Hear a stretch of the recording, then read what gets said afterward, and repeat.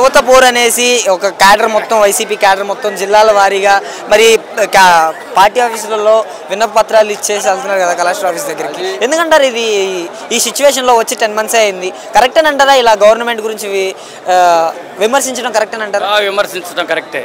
Fee వేయటం లేదు కదా, సంవత్సరం అయిపోతుంది కదా. చాలా మంది ఇప్పుడు లేని వాళ్ళు ఉన్నారు, ఎస్సీలలో ఎస్టీలలో కానీ బీసీలలో కానీ ఓసీలలో కానీ ఉన్నారు కదా చాలా మంది. ఇప్పుడు ఫీజు అనేది ఇవ్వటం లేదు కాబట్టి ఫీజు ధర్నాకి చేయడంలో ఇబ్బంది ఏం లేదు.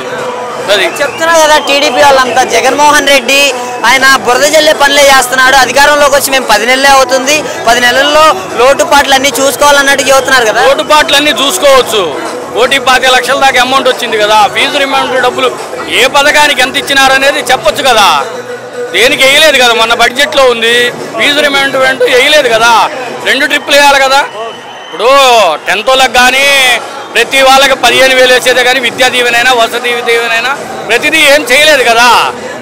చేయలేదు కాబట్టే ఈ విద్యార్థుల కోసం ఈరోజు పోరుబాట పడాల్సి వచ్చింది. నిరుద్యోగ భృతి అన్నారు, ఎంతమంది పిల్లలు 1500 ఇస్తున్నారు ప్రతి నెల. ఎవరికన్నా వేసిండ్రా? వేయలేదు కదా.